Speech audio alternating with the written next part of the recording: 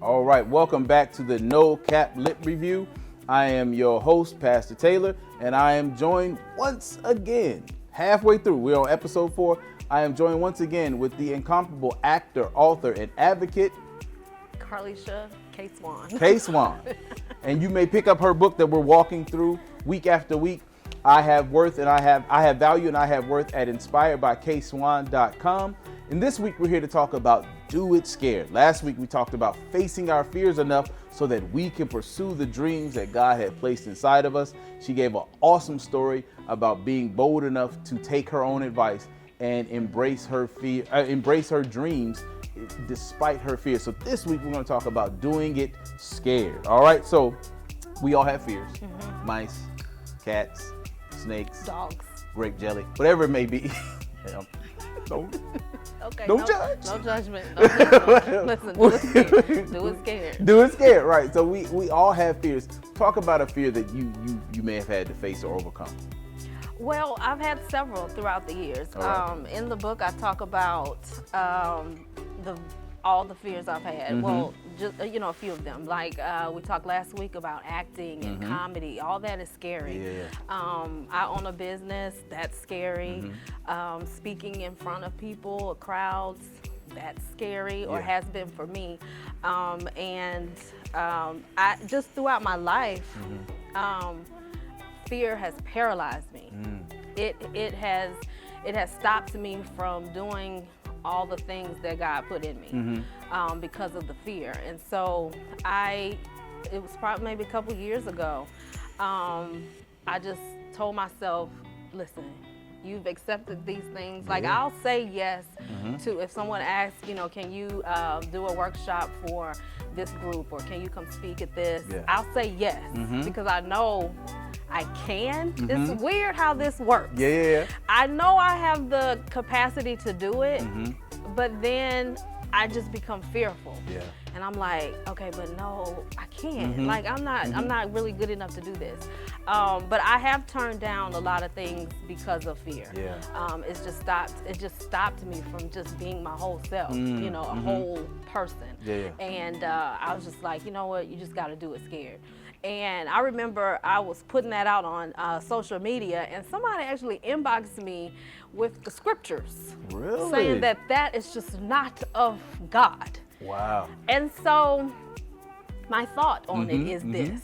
I read the scriptures. I'm not a quoter of any means, but it does say that God does not give us the spirit of fear. That's right. It is there. I truly believe that. Because we are flawed individuals. Hey, fear's gonna creep in. That's why I say do it scared. Do it scared. Because until you can get over the fear, you still have to do it. God still told you to do it. That's Whether right. you're fearful or not, you still have to do it. And so that's where that kind of comes into play, that, when you continue to do certain things, the fear decreases. So the more I got up in front of people speaking, the fear decreases. The more I get up and do stand up, that decreases. The acting and even doing this, it all decreases as you keep doing it. But if you never do it, you can never conquer the fear. That's true. And so that's just my thing. You just have to do it scared. Do it scared. And I love that term. I love that.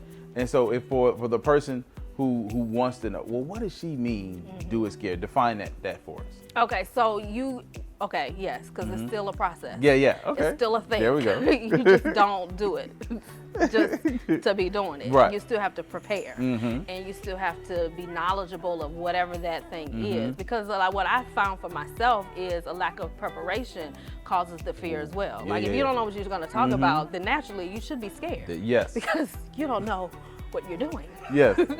So the more you can prepare before you actually go out and do it, you should do that. So the phrase "do it scared" is really a mindset that I'm going to commit to doing this and what all comes with it. All right. Being prepared, doing your due diligence to research and just learn or whatever that thing is. It's a mindset that I'm just going to do it. All right. But you have to be prepared. You have to be prepared. All right. So would you say that that's the first step of getting over that fear is being prepared? The first step, no. I'd say the first step is recognizing that you have what it takes. Oh, yeah. Okay. Yeah. That's huge. Yeah. That's huge.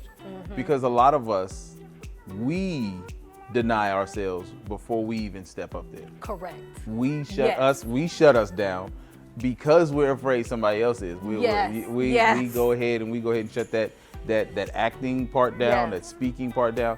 And you said this, and so I'll share this as well. I have said yes to a lot of stuff, and then it's Sabbath, I'm supposed to do it, or it's Friday, and I'm cussing myself out inside on Thursday, like, why didn't I just say no? Because the fear is that somebody else is going to say, well, why did they get him? Right. Or why did they ask him? Yes. They could have asked Pastor Snell. Why did they? So it's that thing, and I'm shutting myself down before somebody else gets the chance to. So yes, that's perfect. Absolutely. So if I can add another example. So I was asked a couple of years ago to do a radio show, right? I'm not in radio, not in communications. That's not my lane. Right. But I remember asking God to enlarge my territory. Like, I want to be able to share, different things of how to become empowered and, inspire people to live their best life. And I didn't know how to do that beyond just, like the social media, whatever. I just, I said, Lord, I feel like you've given me a voice to share, how I overcome low self-esteem, et cetera, et cetera. And so when I was asked to do the radio show, I was like, is this it? Yeah. And I said yes because I felt like the Lord was giving me that platform to be able to encourage people. Okay. Now, going back, I don't know anything about this. So I'm like, I said yes, but I'm like, what have I just done? I don't, and so again, fear. But again, because I felt like the Lord was answering a prayer, I had to still do it because he said, this is what I'm going to do for you. And then going back to what you were saying about sometimes you think other people will discredit you or count you out. It's like, well, I thought that person thought enough of me to ask. Yeah. They knew my background. They knew I didn't have experience in that area, but they still saw something in me. So sometimes, although, you have to stand on your own 2 feet and believe in yourself, that's great. But sometimes it's okay to desire or to accept validation from someone else. That's good. When you kind of have some lack in certain areas. And so all of that coupled together, and then reaching out to my radio girlfriend, who's that's what she does, asking like what doing my own research and just kind of learning all I could helped me to do that, And so again, there are some things that you have no knowledge of, but if God placed it in you, then He's gonna give you the tools and the resources to figure it out. And so therefore, do it scared. Do it scared. So you see that?